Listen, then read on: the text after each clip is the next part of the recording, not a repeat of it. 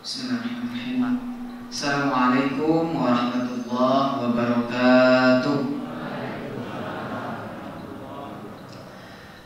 Innal hamdalillah nahmaduhu wa nasta'inuhu wa nastaghfiruh wa na'udzu billahi min shururi anfusina wa sayyiati a'malina. Man yahdihillahu fala mudilla lahu ومن يضلله فلن تجد له وليا مرشدا أشهد أن لا إله إلا الله وحده لا شريك له وأشهد أن محمدا عبده ورسوله لا نبي ولا رسول بعد أما بعد. Bapak-bapak, ibu-ibu yang dirahmati oleh Allah Subhanahu wa taala, alhamdulillah adalah kata yang paling pantas terucap dari mulut kita pada hari ini, yang mana pada hari yang keberapa Pak? Ramadannya? 4 Pak ya? Alhamdulillah, hari yang keempat ini Allah Subhanahu wa taala masih memberikan kesempatan kepada kita, masih memberikan nikmatnya yang begitu banyak kepada kita, sehingga dengan nikmat yang Allah Subhanahu wa taala berikan kepada kita, bapak-bapak, ibu-ibu dirahmati Allah Subhanahu wa taala, kita masih bisa untuk menjalankan ibadah puasa di siang hari ini. Bapak-bapak, ibu-ibu, sebenarnya ketika Allah Subhanahu wa taala memberikan nikmat kepada kita, ada 3 cara yang harus kita lakukan untuk mengungkapkan rasa terima kasih kita kepada Allah Subhanahu wa taala. Ada tiga cara. Yang pertama, bapak-bapak, ibu-ibu rahmati Allah Subhanahu wa taala, ketika Allah Subhanahu wa taala beri nikmat kepada kita, memberikan kesempatan kepada kita, yang kita lakukan pertama kali adalah mengucapkan nikmat itu dengan lisan kita. Yang biasa kita lakukan adalah mengucap alhamdulillah. Jadi kalau misalnya tadi subuh kita dikasih makanan sahur oleh Allah Subhanahu wa taala, walaupun sahur itu sebenarnya kita dapat dari manusia yang lainnya, tetapi itu semua sebagai perantara, dan itu semuanya datang dari Allah. Maka yang pertama kali kita ucapkan diberikan nikmat oleh Allah Subhanahu wa taala adalah mengucap rasa syukur dengan alhamdulillah. Yang kedua, bapak-bapak, ibu-ibu rahmati Allah Subhanahu wa taala, ketika diberikan nikmat oleh Allah Subhanahu wa taala, yang kita lakukan kedua adalah menanamkan di dalam hati kita bahwa nikmat yang kita dapatkan itu benar-benar datangnya dari Allah, bukan dari makhluk yang lainnya, bukan dari manusia-manusia yang lainnya, tetapi dari mana? Dari Allah.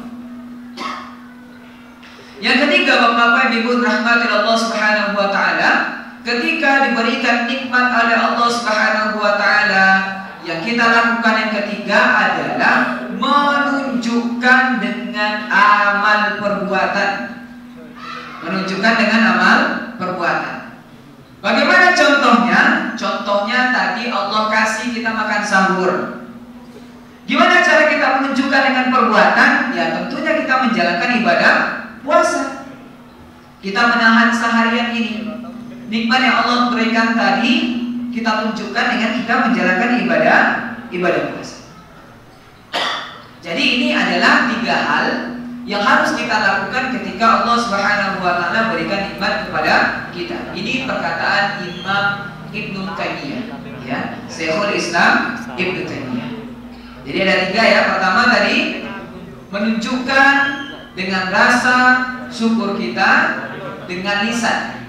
Yang kedua dengan hati, dan yang ketiga dengan amal perbuatan.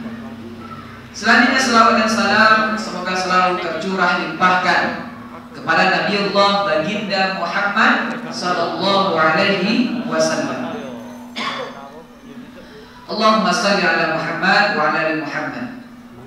Bapak-bapak, ibu rahmati Allah Subhanahu wa taala, sebelumnya saya meminta maaf ya.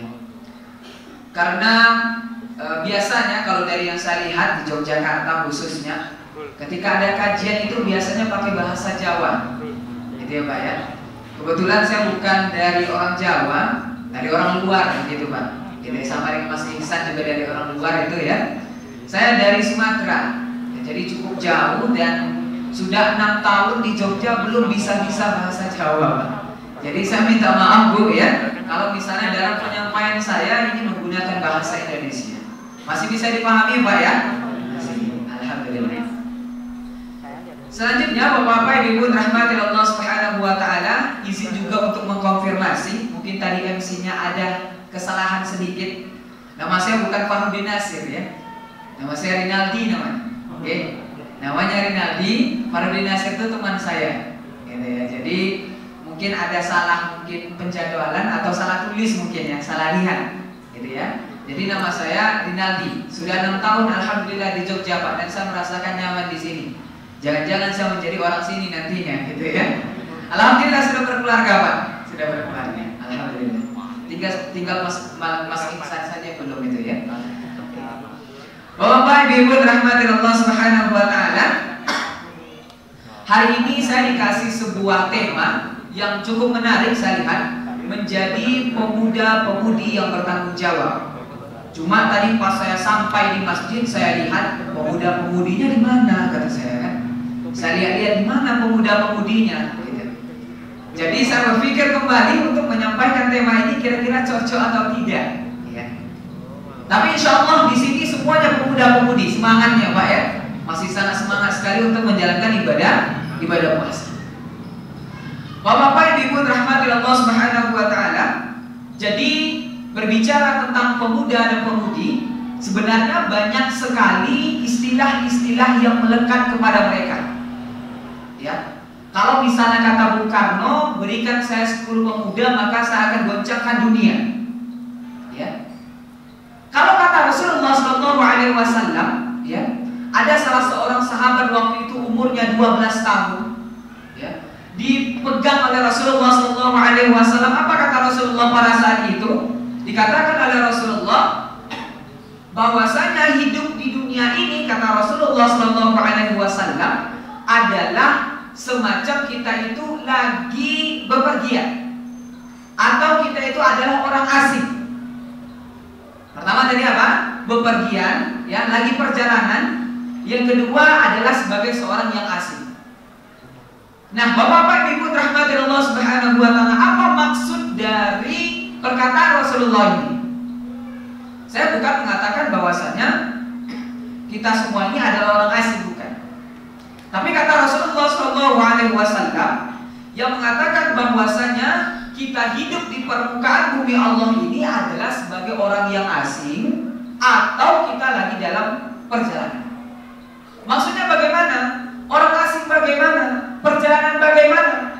Orang asing maksudnya Bapak-bapak Ibu rahmatin Allah Subhanahu wa taala yang sempat dikatakan oleh Rasulullah SAW kepada pemuda yang tadi umurnya 12 tahun adalah kamu tinggal di dunia ini hanya sementara.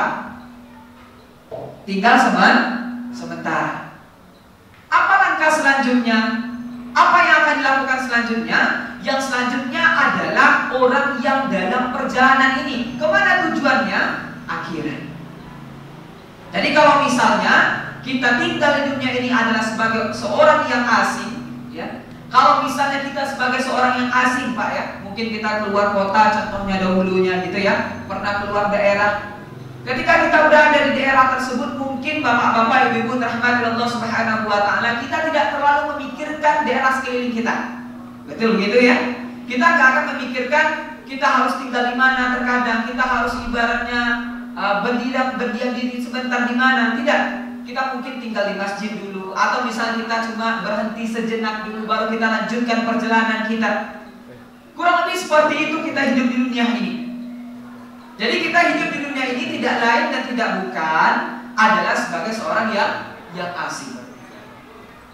Selanjutnya Bapak-bapak Ibu rahmati Allah Subhanahu wa taala, lantas apa hubungannya? Apa hubungannya orang yang asing, orang yang dalam perjalanan ini dengan pemuda dan pemudi yang bertanggung jawab? Oke, jadi begini Pak, saya kasih sebuah kisah. Ada sebuah kisah dari salah seorang sahabat namanya adalah Uwais bin Qarni. Ya, Uwais bin Qarni. Siapa namanya Pak? Uwais bin Qarni. Uwais bin Qarni ini adalah seorang pemuda yang tinggal di Hadratul Maut di Yaman. Ya, tinggal di Yaman, ya, seorang pemuda miskin. Ya, seorang pemuda yang miskin. Beliau ini tinggalnya dengan ibunya. Tinggal dengan ibunya. Ibunya kebetulan pada saat itu sudah sangat lumpuh, tidak bisa jalan, tidak bisa melihat lagi. Tidak bisa jalan, tidak bisa melihat. Jadi dia tinggal bersama ibunya pada saat itu, ya, di Yaman. Bagusnya Uwais bin Qarni ini, bapak-bapak, ibu-ibu rahmati Allah Subhanahu wa taala, ketika ibunya meminta sesuatu hal. Contohnya, Uwais, ambilkan jemuran pakaian. Uwaisnya langsung ambil. Nah, katanya, tolong masakin ayam goreng contohnya, ya. Maka Uwais bin Qarni nanti akan masakin tuh ayam gorengnya. Nah, tolong nanti ditutup pintu rumahnya. Nanti ditutup pintu sama Uwais. Tidak pernah sekalipun di dalam hidupnya Uwais bin Qarni ketika ibunya meminta kepadanya, tidak pernah dia menidakkan. Jadi tidak pernah dia mengatakan sebentar Bu, tidak pernah. Tidak mau Bu, tidak pernah. Jadi setiap apa yang dikatakan oleh ibunya, Uwais bilang, "Nggih Bu." Saya bisa kalau bahasa Jawa ya Bu, ya Pak ya. Tapi kalau yang lain saya tidak bisa ya.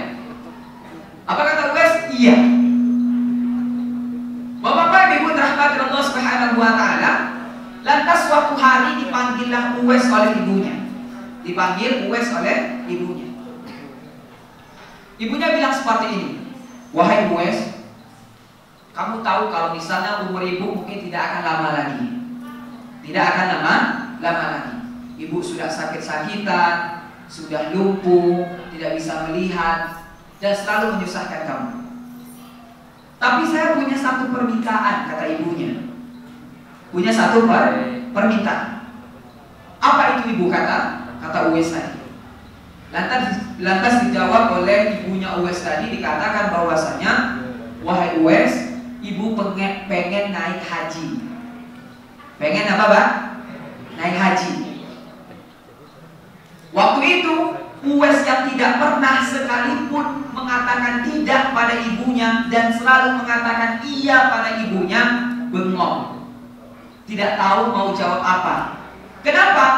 Jarak antara negeri Yaman, Pak, dengan Mekah, kalau misalnya kita naik pesawat saja itu 3 jam, Pak. Naik pesawat itu 3 jam. Dari Jakarta kalau naik pesawat ke Surabaya, ya, itu cuma 1 jam 30 menitan. Jadi tambah lagi itu 2 kali Jakarta Surabaya, tambah lagi sepanjang itu 2 kali itu. Jauhnya antara Yaman dengan Mekah.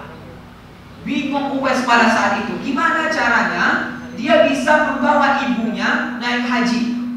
Padahal dia orang yang miskin, tidak punya apa-apa. Kalau dulu kendaraannya itu pakai onta, pakai keledai dan lain sebagainya, Pak.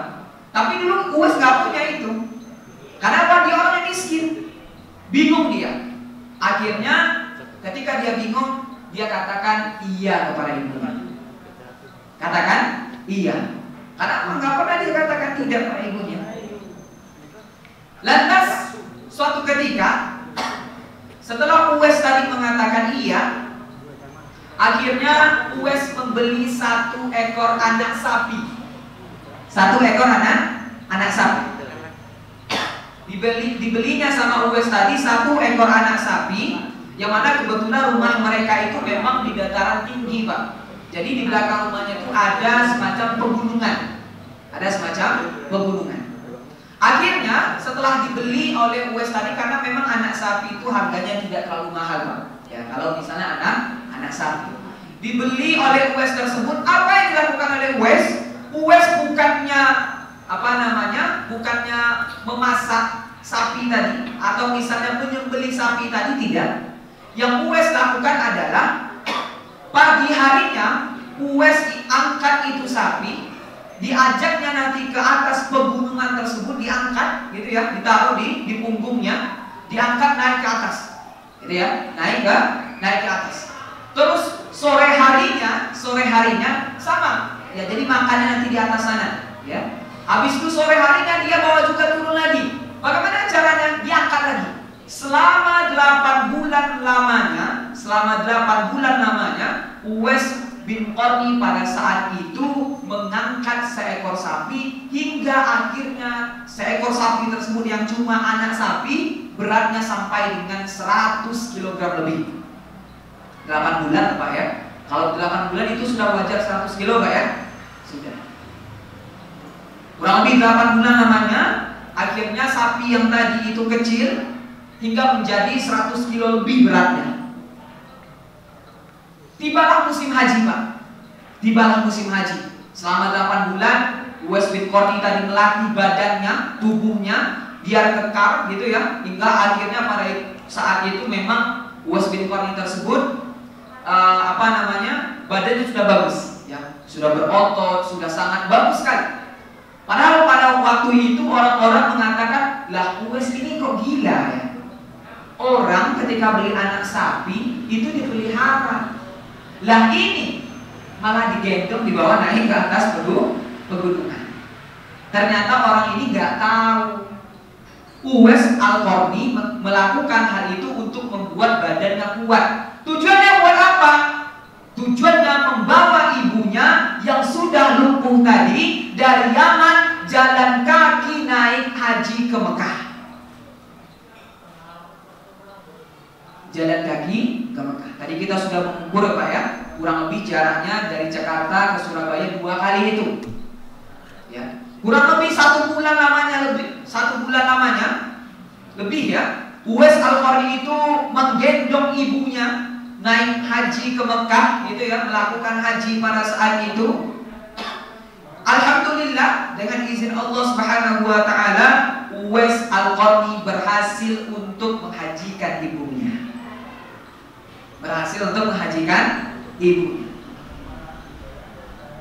Bapak Ibu dirahmati Allah Subhanahu wa taala, tidak sampai di situ perjuangan Uwais. Sampainya di Mekah, di dekatnya makam Nabi Ibrahim alaihi salam. Mereka berdoa. Apa kata ibunya? Wahai Uwais, katanya, berdoalah. Lantas Uwais itu berdoa. Apa doa Uwais pada saat itu Bapak Ibu dirahmati Allah Subhanahu wa taala? Seorang pemuda yang berbakti kepada orang tuanya diminta untuk berdoa oleh ibunya pada saat itu di hadapan Ka'bah. Yang dia doakan adalah, ya Allah, ampunilah dosa ibuku. Padahal ibunya di sampingnya, bisa minta sendiri, doa sendiri di depan Baitullah. Tapi yang dilakukan oleh Uwais pada saat itu Bapak-bapak Ibu rahmati Allah Subhanahu wa taala adalah meminta ampunan untuk ibunya. Kenapa meminta seperti itu? Lalu ibunya bertanya, wahai Uwais, berdoalah untuk dirimu, minta keinginanmu. Kamu sudah lama tinggal dengan saya, kata ibunya ya, karena memang tidak pernah keluar ke Uwais ya, karena selalu mengurus ibunya yang sudah lumpuh tersebut.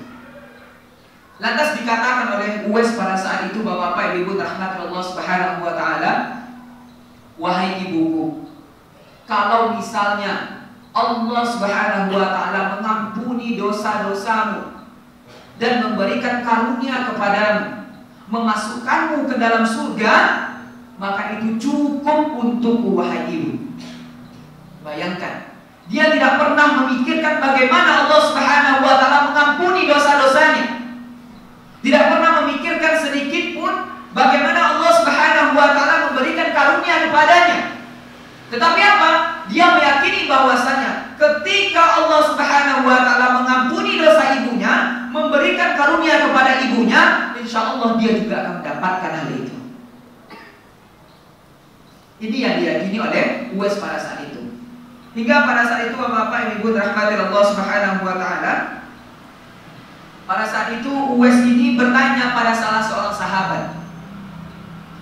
Ditanya pada salah seorang sahabat, wahai sahabat, katanya, karena memang beliau adalah sahabat Rasulullah SAW.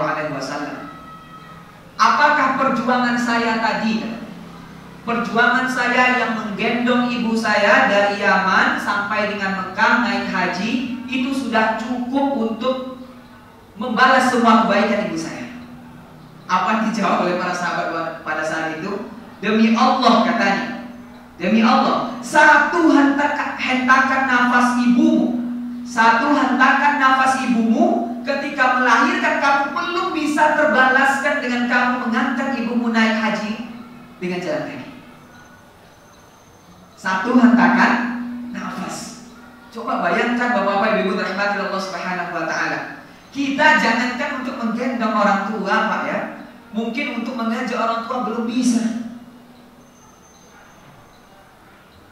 Nah, sekarang Bapak-bapak Ibu rahmati Allah Subhanahu wa taala, hingga akhirnya saya lanjutkan, masih ada waktu ya.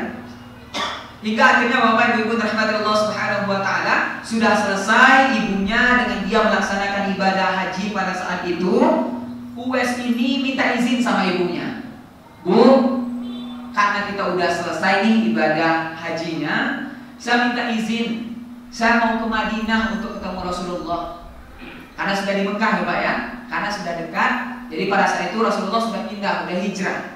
Jadi dia minta izin sama ibunya. Apa kata ibunya? Silahkan Uwais, tapi ingat ibumu di sini. Kalau misalnya kamu tidak ketemu Rasulullah nantinya, langsung saja pulang. Akhirnya Uwais berangkat ke Madinah, ketemu untuk Rasulullah SAW. Sampailah di rumah Rasulullah.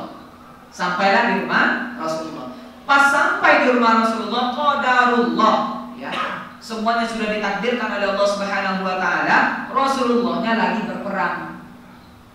Rasulullah lagi berperang. Pada saat itu yang menjawab adalah Aisyah radhiyallahu anha. Terus kapan Rasulullah pulang? Kata Uwais Al-Qarni. Dikatakan bahwasanya mungkin beberapa hari lagi atau mungkin beberapa minggu lagi. Uwais Al-Qarni yang sudah datang jauh-jauh Pak dari Mekah ke Madinah, gitu ya. Itu kalau naik mobil saja bisa berjam-jam, gitu ya Pak ya. Kalau misalnya naik mobil itu kalau jalan kaki lumayan lama gitu ya, bisa berhari-hari juga. Tidak ketemu Rasulullah SAW. Hingga akhirnya apa yang dilakukan oleh Uwais Al-Qarni? Dia balik lagi Pak. Gak ditunggu tuh, gak ditunggu Rasulullah. Bayangkan Rasulullah saja itu gak ditunggu oleh dia. Kenapa? Karena ibunya minta tadi, kalau misalnya kamu tidak ketemu dengan Rasulullah, langsung saja pulang.